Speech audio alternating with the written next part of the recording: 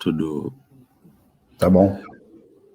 Bom, boa noite a todos e todas. Mais uma live da segunda-feira, aqui no nosso canal do YouTube, na nossa página do Facebook, com um convidado muito especial, que é o nosso companheiro Clemente Gans, que é sociólogo, que é assessor do Fórum das Centrais Sindicais, que trabalha junto ao Diese, e que realizou um estudo fundamental, né, sobre os impactos econômicos negativos da Lava Jato na economia brasileira e no emprego, né, gerando muito desemprego. Para quem assistiu a live do Lula com o Reinaldo Azevedo, né, que explodiu aí de audiência, inclusive na nossa página do Facebook, a gente transmitiu ao vivo e também teve uma audiência muito grande, viu que o Lula utilizou dados desse estudo para discutir uma contranarrativa à narrativa oficial da Lava Jato, que ela recuperou dinheiro, mas à custa de quebrar muitas empresas, de perder muitos empregos e de, na verdade, gerar perdas muito grandes para a economia brasileira.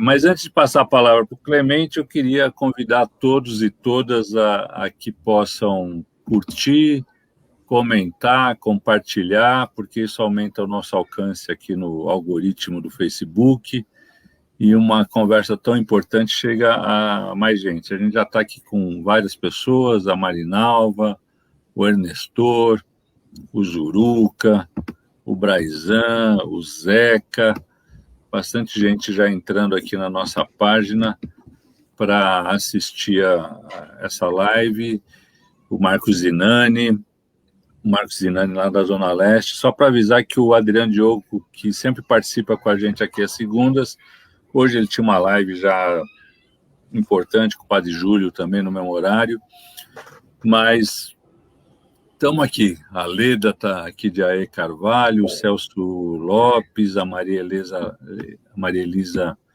da Pedreira, lá na Vila Joaniza, a Cristina Salles, enfim, estamos aí já com bastante gente mandando mensagens, e eu queria que o Clemente pudesse falar um pouquinho, né, desse estudo que foi feito, dos dados que foram apontados, de que maneira vocês realizaram o estudo, ou seja, dá um painel geral e daí a gente, com as perguntas que vão chegando, a gente vai batendo um papo aqui.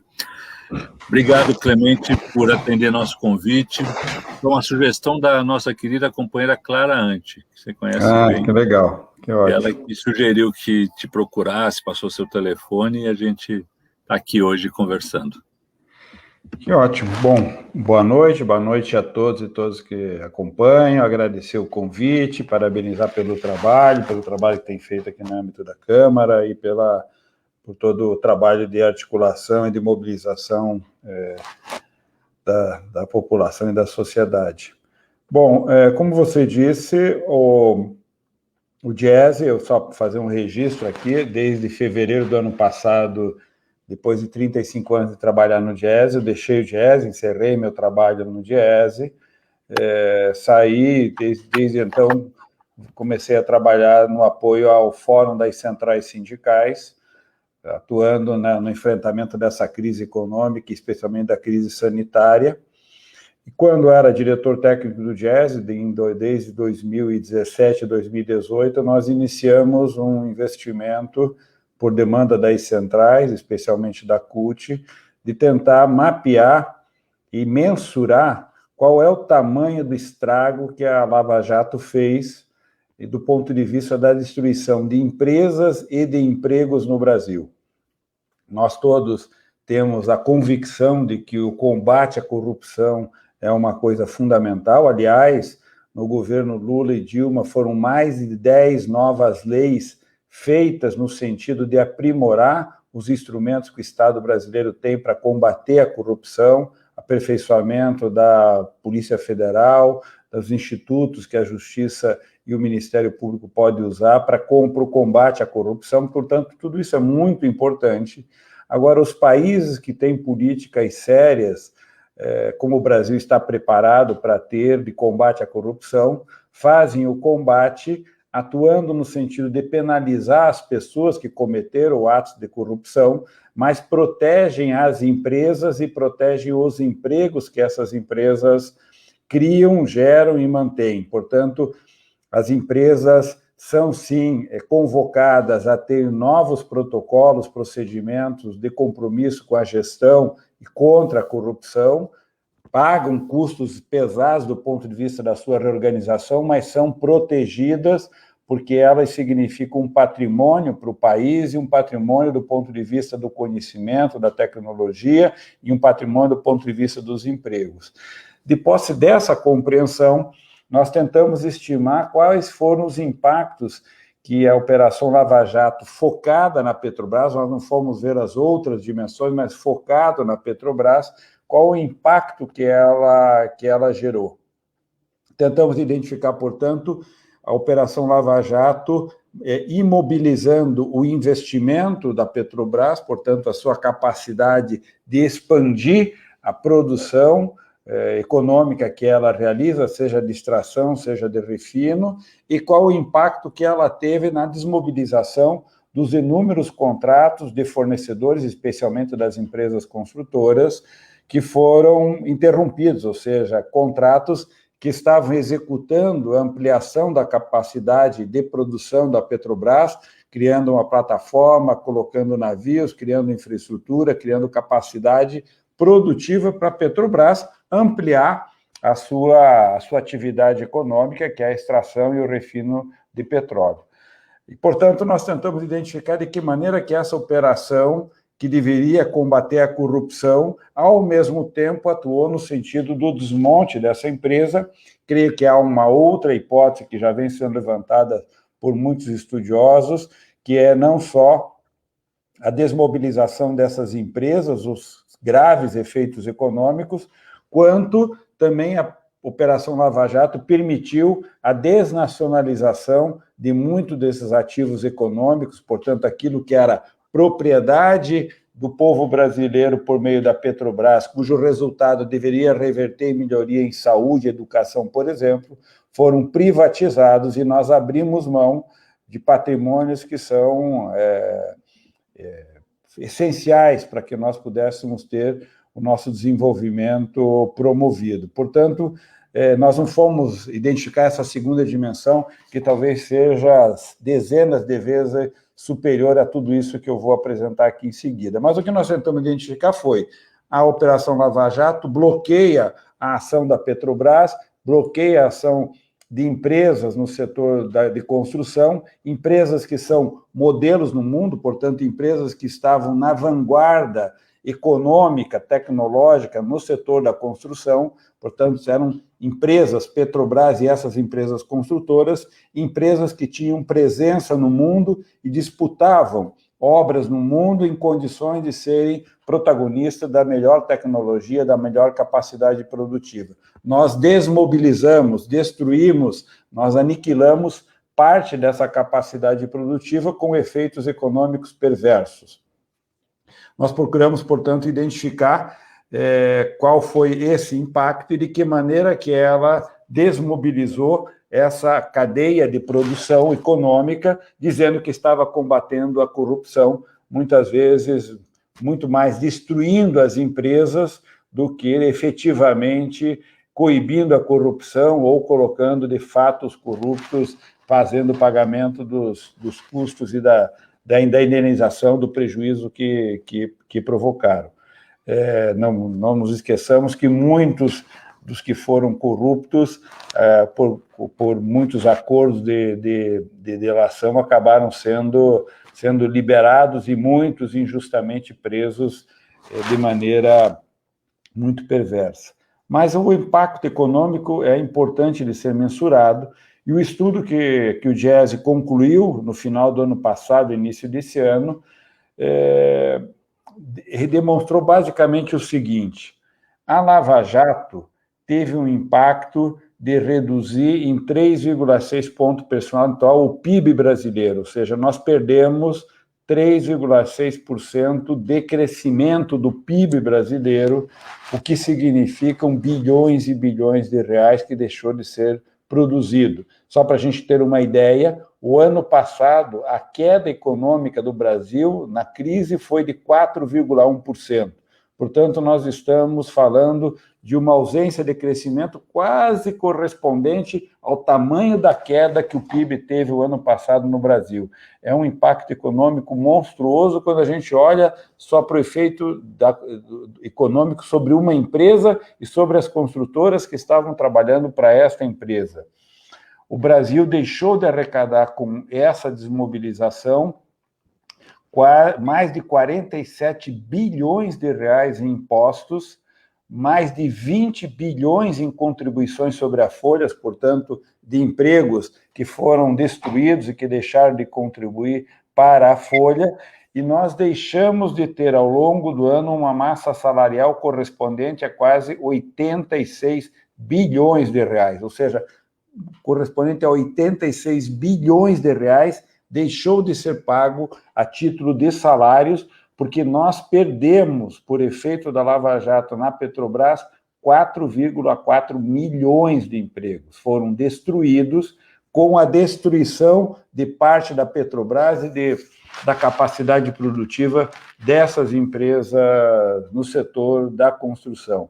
Portanto, nós tivemos um impacto forte sobre o setor de petróleo e gás e sobre o setor da construção civil, e também os efeitos indiretos que são decorrentes da desmobilização que essa estrutura produtiva faz no entorno econômico, portanto, nos efeitos multiplicadores. Sempre que você cria um emprego no setor de petróleo, de construção civil, essa pessoa empregada passa a consumir, e esse consumo gera um efeito virtuoso de novas demandas, de serviços, de bens, que os salários vão adquirindo na economia.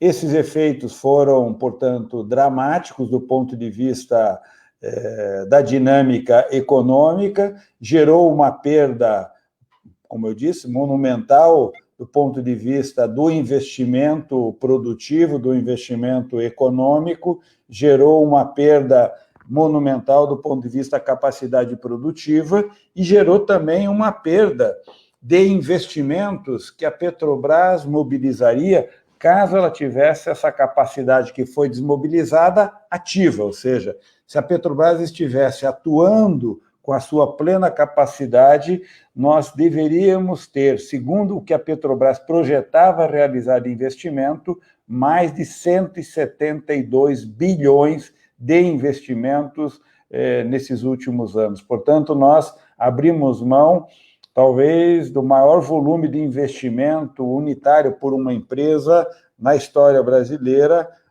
A Lava Jato desmobilizou uma capacidade de investimento fundamental, portanto, retirando dessa empresa um potencial mobilizador na geração de emprego, na agregação de valor, na ampliação da massa salarial e, portanto, no próprio crescimento econômico como um todo, na dinâmica econômica geral da própria economia. Enquanto nós perdemos esses bilhões todos, nós tivemos, ao mesmo tempo, uma recuperação econômica da ordem de 4,5, 5 bilhões de reais, que é talvez 40 vezes menor, por exemplo, do que o investimento que a Petrobras deixou de fazer, ou a massa salarial. É importante de fixar, né? A gente já está com bastante gente aqui, a maioria é gente militante, que está aí conversando com o povo, e a gente precisa deixar bem claro alguns números, né, que a gente precisa fixar, né? A República de Curitiba, a rota que recuperou 4 bi, né? Exato. 4 bilhões de reais. 4 bi e meio. Vamos pôr 5 bi, vai dar de lambuja ainda. Uma lambuja aí para o Moro e para o Dallagnol lá. Só que eles implicaram numa perda para o país de quanto? De cerca de 200 bi. É só de investimento que a Petrobras deixou de fazer, mais de 172 bilhões, o que significa mais ou menos 35 vezes mais do que eles recuperaram só de investimento. Mas perdeu do ponto de vista, por exemplo, a economia perdeu, além dos 172 bilhões de investimento, que era dinheiro que a Petrobras usaria para ampliar sua capacidade produtiva, gerar inclusive mais empregos, da estrutura que ela já tinha, nós perdemos 4,4 milhões de empregos direto na Petrobras, no setor da construção. Só no setor da construção foram 1,1 milhão de empregos. Portanto, nós perdemos 1 milhão e 100 mil empregos no setor da construção civil. Mais de 85 bilhões de salários, em massa salarial, para esses 4,4 milhões de pessoas, deixou de ser pago. Se a gente somar tudo isso, nós vamos ver que, provavelmente, a Petrobras, com a sua estrutura produtiva desmontada, a perda supera 300 bilhões de reais, o que significa mais de 60 vezes aquilo que a Lava Jato disse que recuperou,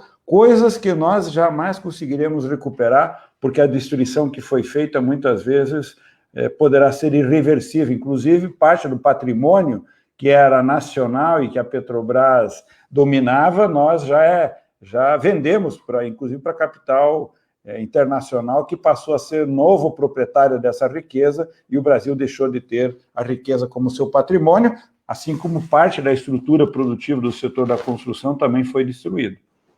Além disso, a ação lesa pátria dos procuradores fez com que a Petrobras tenha que pagar uma multa bilionária nos Estados Unidos.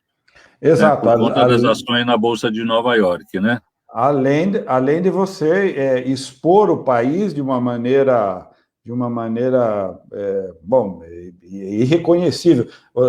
Só para os ouvintes, as ouvintes que nos acompanham, há poucos anos atrás, a Volkswagen, que é uma empresa alemã, foi identificada fazendo uma fraude no mundo. Ela enganou os consumidores no mundo, dizendo que entregava um carro com um nível de protocolo contra a poluição, portanto, carros que não poluiriam. Na verdade, estava entregando um carro que produzia uma poluição muito maior do que eles anunciavam para os vendedores. Provocou uma reação no mundo todo. O que fez o governo alemão? O governo alemão disse, não, pedimos desculpa para o mundo, nós vamos corrigir, vamos penalizar, mandaram o presidente da empresa embora, penalizaram, fizeram ações contra as empresas, mas os alemães disseram, o governo alemão disse, a Volks é alemã e a Volks continuar produzindo com a responsabilidade de corrigir os seus erros. Mas vê se o governo alemão foi destruir a Volkswagen, porque ela foi pega em uma fraude no mundo todo. Por quê? Porque eles sabem que eles têm que proteger a empresa, e aqueles que fraudaram, cometeram erro, vão pagar penas pesadíssimas. Nós não fizemos isso no Brasil. Nós devíamos ter penalizado. Jogou a criança junto com a água suja. Fora, exatamente. Ainda pisou na criança e tentou estrangular. E foi isso que nós fizemos de maneira... aqueles que começam a estudar, e começam a sair estudos de especialistas em empresas estatais, advogados que são especialistas na análise de combate à corrupção, diz, o Brasil fez algo que é inimaginável, destruindo seus setores mais dinâmicos.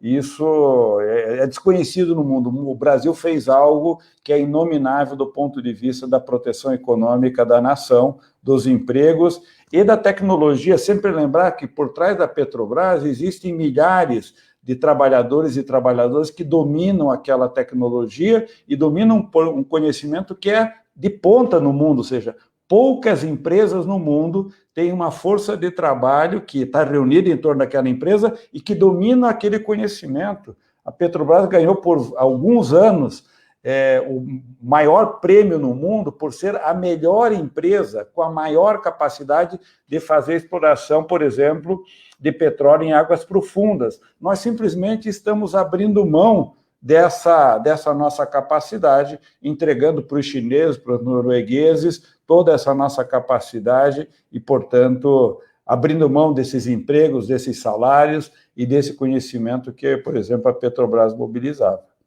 Legal, Clemente. Deixa eu só aqui agradecer a presença do Nelson, lá de São Miguel, da Lili Ferreira, do José Nilson, da Clotildes Marinheiro, do Butantã, a Wanda Maria Gama, lá do Parque Santo Antônio, José Leônidas, nosso querido Macalé, lá de Pirituba, o Zé Filho, o Brizola, lá do Paraisópolis, o Pedro Barbosa, Sérgio Vieira, Vanilson Arruda, Marta Sobral, Veridiana Aracaque, lá do Cambuci, o Marcos Roberto, da Vila Carrão, a Marta Sobral, do Paraisópolis, a Marla Maria Aparecida, vamos lá, Fabiana Passinho, a Mauri, lá de São Miguel, a Mauri Teixeira, Lili Rocha, do Valo Velho, Pedro Barbosa, lá do Jardim Santa Lúcia, no Jardim Ângela, a Marla Aparecida, do Valo Velho também, Rosa Roig, Cris Macedo, Paulinho Petronilho, do Butantã, Rebeca Silva, Maria de Fátima, do Grajaú, Taiser Fatashi,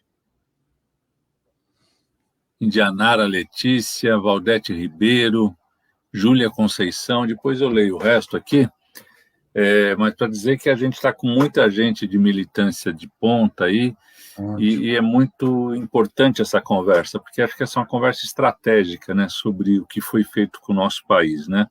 Exatamente. Porque não é de graça que você destrói a indústria do petróleo, a indústria da construção civil, que era duas grandes âncoras do desenvolvimento do nosso país, que se internacionalizava, tinha um peso para fora do país, inclusive. De que maneira você acha que se articularam os interesses? Eu sei que o estudo não é esse, mas estamos conversando aqui, batendo um papo, os interesses americanos e de outros países de inviabilizar,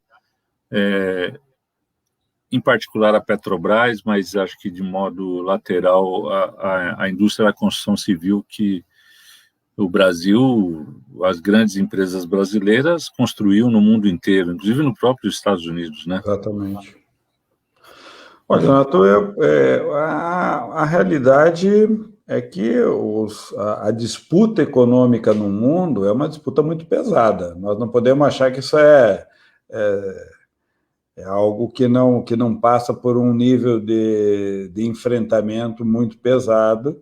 O Brasil detém uma das maiores reservas de petróleo do mundo, detinha e detém ainda uma tecnologia forte por meio da Petrobras. Nos governos de 2004 para cá, o Brasil fez uma reversão e passou a fazer um investimento pesadíssimo no setor da construção e da Petrobras. A Petrobras passou a ganhar uma expressão mundial muito forte, e os ricos e a riqueza do mundo olhavam para isso, muitos países olhavam para isso, inclusive os norte-americanos, nos Estados Unidos, temerosos do que o Brasil podia ganhar de projeção internacional, e ganhava com uma projeção internacional muito favorável. A aproximação do Brasil com os BRICS e a China provavelmente não foi do agrado dos estrategistas norte-americanos, e tudo isso entra num jogo de disputa. Veja o que estão fazendo com a Venezuela, por exemplo, que também detém um dos maiores parques de petróleo do planeta, de reserva, os ataques sistêmicos para adquirir o controle daquela base de petróleo. Portanto, eu não tenho dúvida de que provavelmente boa parte da estruturação da Lava Jato, focando na Petrobras e nas companhias de construção, também tiveram, no mínimo, um dedo muito forte empurrando, senão os braços, senão uma retroescavadeira empurrando esse processo, com o objetivo de reocupar o espaço da propriedade e do domínio. Não é para menos, se vocês lembrarem, que depois do impeachment da presidenta Dilma, o novo presidente, no seu primeiro encaminhamento, que faz é uma mudança radical no pré-sal e a privatização e autorização da privatização de toda essa base, ou seja, o novo governo que assume imediatamente autoriza a reversão e a entrega desse patrimônio, que é o pré-sal, a entrega das nossas plataformas, a autorização para o esquartejamento da Petrobras, que vem sendo esquartejada e vendida, entregue a preço, muitas vezes, de banana para proprietários internacionais que vão lucrar, vão tirar muito recurso, vão tirar uma riqueza muito grande, vão transferir essa riqueza para propriedade pessoal, para os seus países, e o Brasil perdeu uma alavanca fundamental do desenvolvimento econômico e social. Eu acho que um dia a história vai contar quais foram os interesses que estiveram mobilizados por detrás desses ataques, como já tiveram no mundo todo, ou seja, países são destruídos, sociedades são assassinadas, economias são destruídas por conta dos interesses dos muito poderosos e muito ricos. Não tenho dúvida de que essas forças sociais estiveram presentes também no impeachment da presidenta Dilma e nas mudanças da regra do petróleo e no próprio ataque ao sistema do pré-sal, inclusive ao presidente Lula. É isso. Bom, agradecer aqui a participação da Júlia Conceição, da Maria de Fátima, da Cris Macedo, do Ponte Rasa, lá do Jardim Cotinha, do Braizan, lá do Jardim Imperador, lá na região de São Mateus. Ele fala aqui: companheiros, a empresa LG vai deixar de produzir os seus produtos aqui no Brasil, mais uma empresa que se vai embora junto com os empregos, e é muito cruel e triste em um país que tem 14 milhões de desempregados. Mário Donizete, Cida Pérez, Marinalva Abade, do Ipiranga,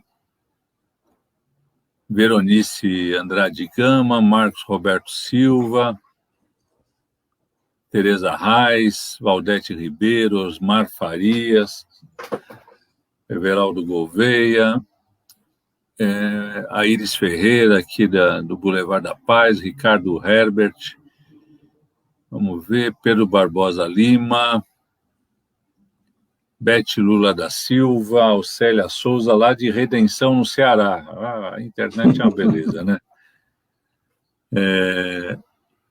Estamos aqui, Luciano Silva, Vera Rodrigues, Carlito Dias. Vera Rodrigues é do Tatuapé. Tem um companheiro aqui, Moisés Quien, que escreve em espanhol. Ele não diz de onde ele é, mas imagino que é de fora do país. Maria Rodrigues, de Minas Gerais. Sérgio Gomes, Júlio César, Edna Molina, Gil Ferreira, enfim, o Cícero do Vale, lá de Perus. Mas me diz uma coisa, Clemente, qual que era o valor, não sei se você tem esses dados, da Petrobras em 2002, porque fala, quebrar a Petrobras. Como que o presidente Lula pegou a Petrobras? Qual que era a situação da Petrobras naquele momento e quanto ela valia no fim do governo Dilma e quanto vale hoje, né? Para a gente ter uma dimensão do que foi feito com a Petrobras, né? Que é muito contrário de quebrar a Petrobras, né? Olha, Donato, eu não vou ter esses números assim, não quero chutar. Eu tenho até uma certa noção de magnitude, mas eu posso estar falando de números muito diferentes do que de fato é hoje, né? Os dados eu não estou com eles atualizados na cabeça. Agora, o que é importante é que você tinha, até o final do governo Fernando Henrique, uma estratégia que era: vamos desnacionalizar a Petrobras. Não sei se você lembra, no governo Fernando Henrique, que eles projetaram até um novo nome. A Petrobras não seria mais Petrobras, seria Petrobrax. Porque qual era a ideia? Era que nós abriríamos o capital da empresa e rapidamente transformaríamos essa empresa numa empresa composta predominantemente por acionistas privados. Portanto, qualquer um poderia ser sócio da Petrobras e ganhar os resultados da sua produção econômica, não mais retidos como uma empresa estatal e alocados para o investimento público. De 2004 em diante, há um redirecionamento e a Petrobras passa a ser uma empresa nacional onde o Estado brasileiro capitaliza a Petrobras, ou seja, o Estado brasileiro passa a ser o grande acionista que passa a investir na empresa e passa a ganhar maior presença no controle, porque a empresa a Petrobras também tem acionistas privados, mas o acionista majoritário, aquele que controla a maior parte das ações, é o Estado brasileiro.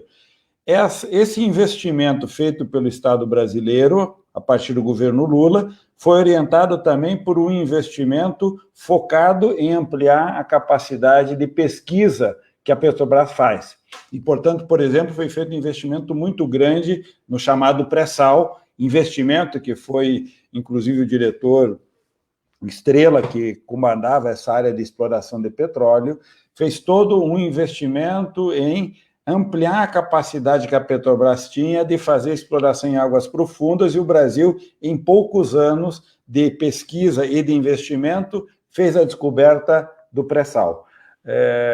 Essa mudança radical fez com que a empresa rapidamente passasse a ter um controle cada vez maior da capacidade de exploração. Eu lembro, Donato, que eu participei de uma atividade, na época eu era membro do Conselho de Desenvolvimento Econômico e Social, com diretores da Petrobras, onde a Petrobras dizia, nesses últimos 2, 3 anos, nós contratamos 5.000 novas empresas brasileiras que foram abertas para atender a demanda da Petrobras. E o nosso trabalho na Petrobras é formar os diretores, os proprietários, os trabalhadores dessas empresas para que eles possam adquirir capacidade de atender a demanda da Petrobras. Nós não queremos comprar esse produto de um país lá de fora, porque quando a gente compra esse produto que vem pronto de um país, nós estamos gerando emprego naquele país. E a Petrobras tem a missão de gerar bons empregos aqui. Então, produzir um navio aqui no Brasil, em vez de comprar de um país exportador, nós estaremos formando mão de obra e salário aqui. Eu lembro, esse é um dado que eu lembro bem, porque eu debatia muito com eles, quando a Petrobras mudou essa estratégia no início de 2003, 2004, o setor naval brasileiro tinha aproximadamente 3.000 empregos.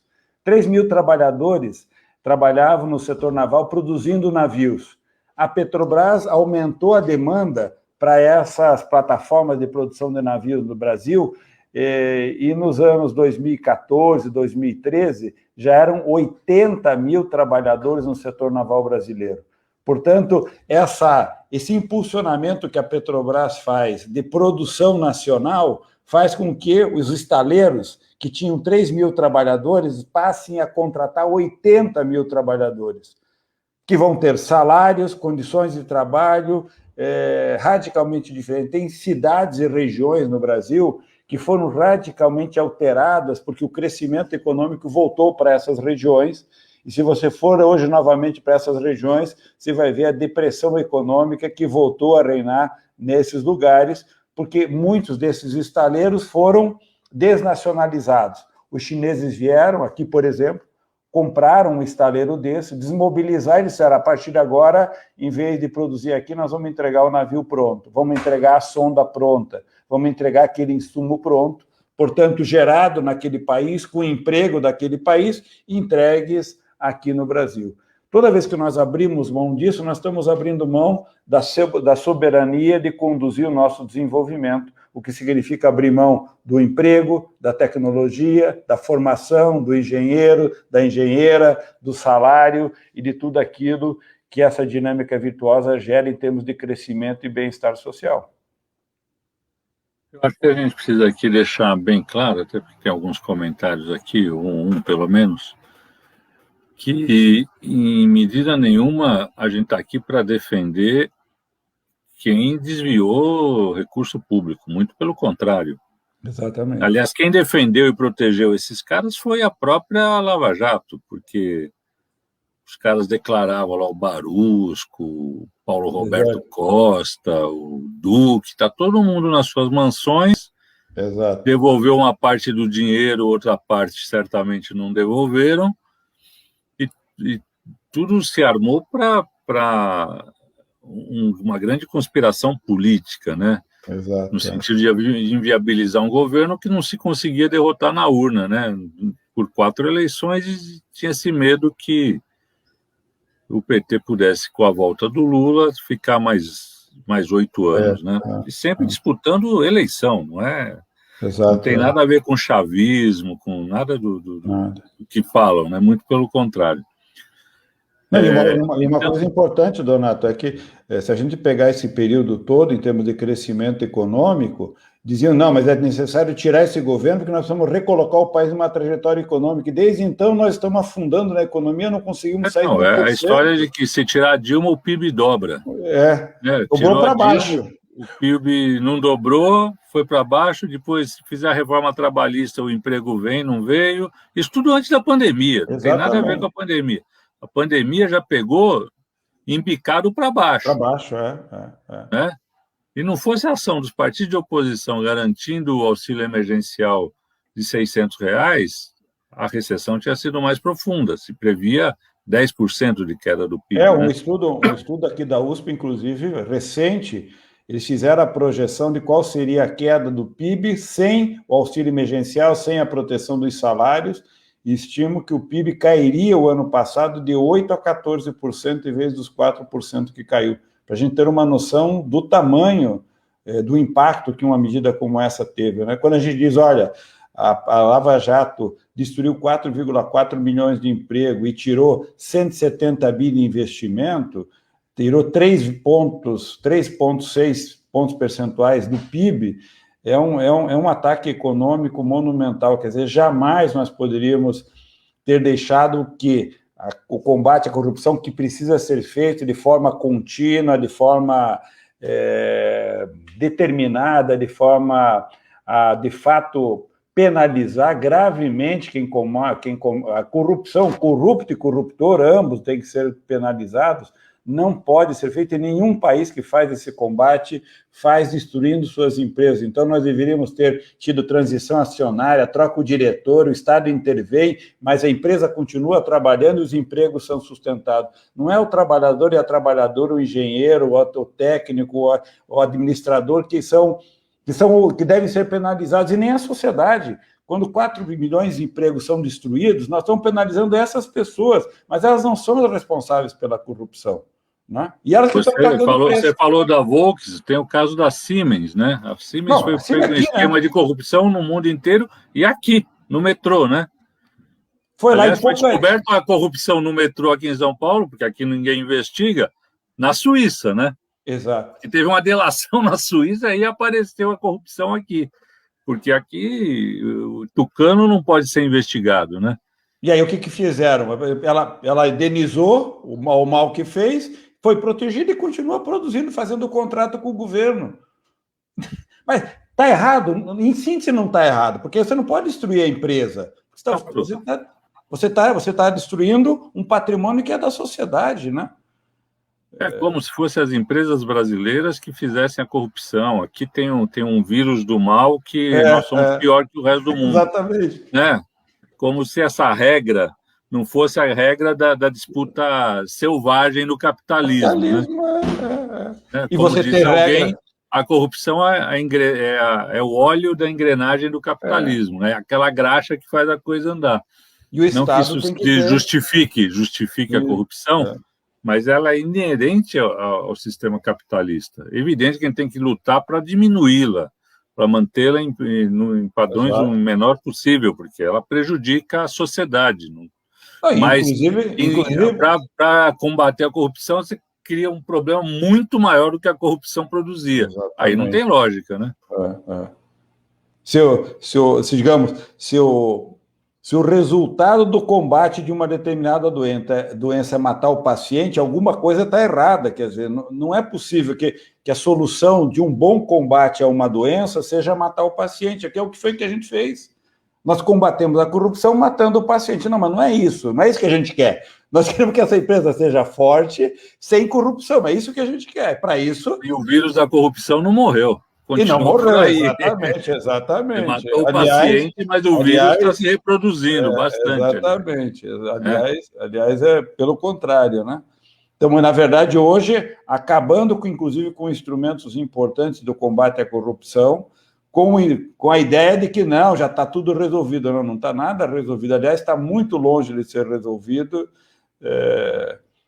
E é fundamental que o Estado continue. Aliás, o Estado precisa aprimorar muitos dos seus instrumentos de combate à corrupção, inclusive para não deixar com que esse tipo de acontecimento, como foi esse da Lava Jato, se repita. Ou seja, o combate à corrupção tem que continuar existindo de forma muito vigorosa, mas claramente orientado para proteger as empresas e penalizar as pessoas. As pessoas precisam ser penalizadas, as empresas precisam ser protegidas. Não quer dizer que fiquem com os mesmos proprietários, né?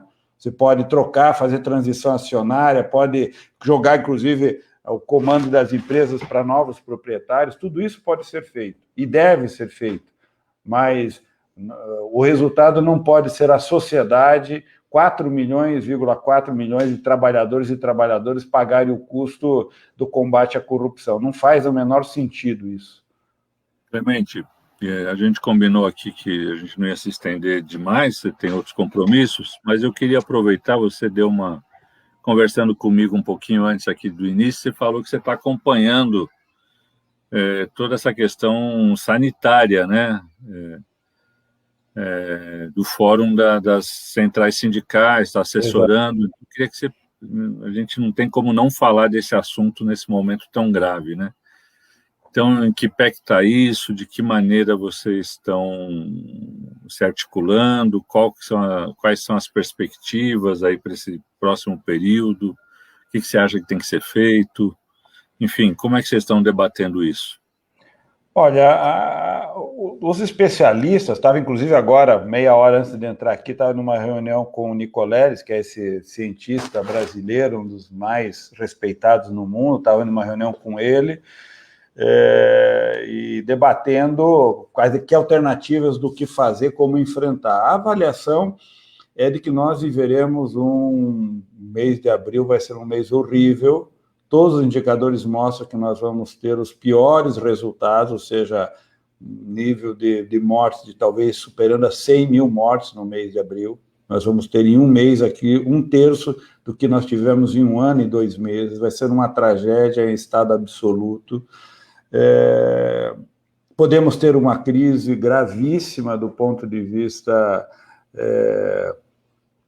agora dos hospitais travados, podemos ter o sistema funerário travado, ou seja, não temos como enterrar os mortos, nós estamos na iminência de um colapso, estamos tendo já reflexos da crise da saúde sobre as mulheres grávidas, já se descobre que o vírus realiza mudanças orgânicas nas mulheres gestantes que antecipam o parto. Segundo o que o Nicolás estava falando, os dados já indicam recordes de mortes de crianças recém-nascidas prematuras, já um esgotamento do sistema hospitalar de UTIs para crianças nascidas prematuras, portanto, que se as crianças continuarem nascendo prematuras, elas não terão atendimento e falecerão. Provavelmente nós teremos novamente recordes de mortes de crianças, ou seja, o sistema, nós entramos em uma trajetória de colapso extremamente grave.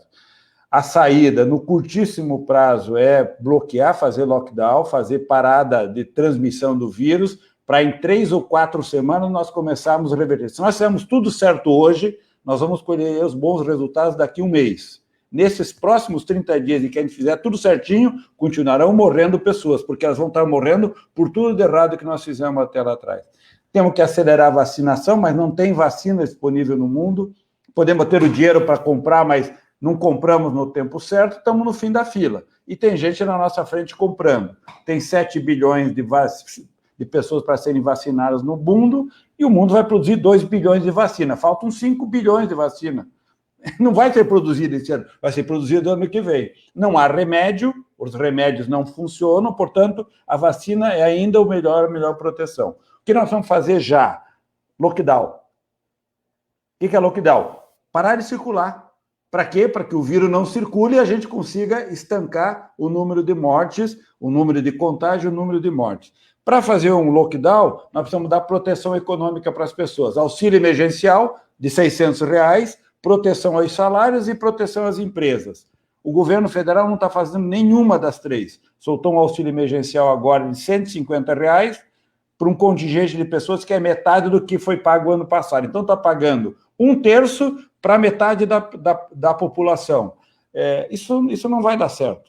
Então, nós precisamos reverter esse quadro, precisamos adquirir capacidade de coordenação, os governadores têm feito iniciativas nesse sentido, acelerar no máximo que for possível, hoje com a vacina aqui em São Paulo, do Butantan e da Fiocruz, o máximo que for possível a vacinação, o que for possível comprar de vacina, ótimo, os governadores do Nordeste estão tentando comprar 30, 40 milhões de vacina, outros prefeitos tentando tomar a iniciativa de comprar vacina, ou seja, nós temos que tentar ampliar ao máximo a vacinação, que não tinha coordenação, e a coordenação ainda hoje é muito fraca do governo federal, não há uma coordenação que poderia ser feita em termos de lockdown. Só para vocês terem uma ideia, Uberlândia, aqui no interior de Minas Gerais, é um foco do colapso. Em Uberlândia, na cidade de Uberlândia, morrem por dia mais pessoas do que em outros 9 estados. Você pegar um estado, por exemplo, pega o estado do Mato Grosso.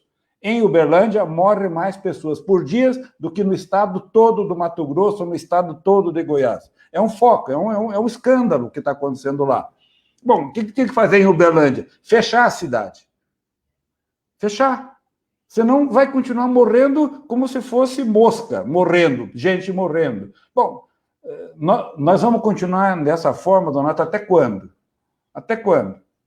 Né? O Rio de Janeiro, novamente os piores resultados semana passada. O prefeito vem, faz festa para ele, faz festa para a sociedade, diz que vai liberar as praias, vai liberar as escolas, com o número de mortes crescendo. Quer dizer, aonde que nós vamos parar? Ou a gente dá um basta nisso, né? Um basta, o objetivo é basta, tem que parar. Né? Nós fizemos tudo errado, se nós continuarmos fazendo tudo errado, o Nicolás está dizendo, se nós continuarmos fazendo tudo errado, nós vamos chegar no final do ano com 1 milhão de mortos. Então, nós, dependendo do nível de estupidez que a gente continuar fazendo no Brasil, nós vamos caminhar para 1 milhão de mortos, o que seguirá um colapso.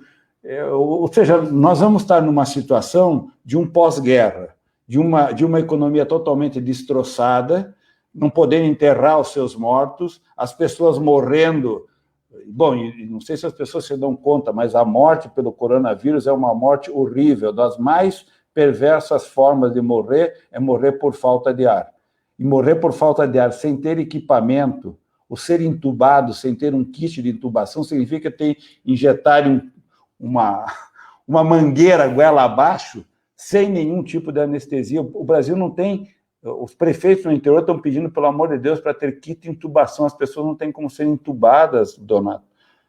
A gente não está se dando conta e a moçada fazendo festa Brasil afora, fazendo coisas, indo para a praia, achando que está tudo normal. Não está nada normal. Pelo contrário, nós estamos vivendo um caos como jamais nós vivemos. E era muito importante que o poder público desse uma orientação, e nós não temos essa orientação, e dessa proteção econômica. Ao contrário, né? Tem uma sabotagem, né? Uma sabotagem que seria o correto. E a ausência de proteção econômica para que a população e as empresas resistissem. São milhares de empresas que estão fechando, porque não tem como funcionar. E se elas não tiverem proteção, essas empresas desaparecem, os empregos aparecem junto. Se tem um custo, nós vamos bancar esse custo lá na frente, mas a sociedade tem que resistir, tem que viver, tem que enfrentar a crise. Né? Não é uma coisa de vontade, não é uma coisa de ter coragem, não é. Não... E a ideia errada, né? Uma última pergunta. Eu sei que esse papo aqui daria para a gente conversar muito tempo, mas a ideia é que não tem dinheiro, né? Que o país está quebrado, que é mentirosa, né? Você tem um endividamento que é maior do que estava, é 90% do PIB, mas os outros países do mundo inteiro, a França, a Itália, é 140%, 150% do PIB e não estão nem aí. Enquanto puder emitir dinheiro e fazer dívida, né, e rodar dinheiro, o Estado tem que fazer, né, numa situação de guerra. né? Que é disso que se trata, né? Veja o que o Biden fez agora lá nos Estados Unidos. Aprovou um pacote... trilhões de dólares. 1,9 trilhões. O PIB do Brasil é 1,6. Então, eles aprovaram um pacote de 1,9 trilhões para enfrentar a crise no curto prazo, mais do que toda a riqueza do Brasil. E já estão aprovando um segundo de 3 trilhões de dólares para 8 anos, para sair da crise. Então, com os 2 pacotes, significa que eles estão aprovando uma ajuda econômica que corresponde a 4 vezes toda a riqueza do Brasil. Eles têm esse recurso? Não têm, eles estão se endividando. E vão pagar quando? Vão pagar no futuro, quando a economia americana voltar a crescer. É assim que nós vamos estar fazendo agora. Protegendo as pessoas, as empresas. Vamos nos endividar? Vamos pagar quando? Porque como o Estado pode emitir moeda, nós vamos pagar no dia que a gente voltar a crescer. Aí todo mundo vai pagar um impostozinho, porque vai ser para pagar isso que foi, mas provavelmente nós vamos pagar felizes, porque vamos estar vivos. Os mortos não pagam impostos. Né? Uma economia destruída não gera imposto. Só que a gente não consegue entender isso, que uma economia desmantelada vai gerar imposto como? Financia o Estado como? Quem financia a saúde? Quem financia os empregos? Quem paga os salários? Parece que a gente não tá se atentando para isso, está achando que isso vem porque agora eu sou corajoso, eu vou para a rua, eu vou produzir. Não é assim. É porque tem o negacionismo sanitário do Bolsonaro e tem esse negacionismo do chamado mercado, né? Exatamente. Que não quer teto de gastos, não pode gastar mais, o orçamento agora, como se eles só querem garantir o deles, né? Os juros da dívida pública no bolso deles e mais nada.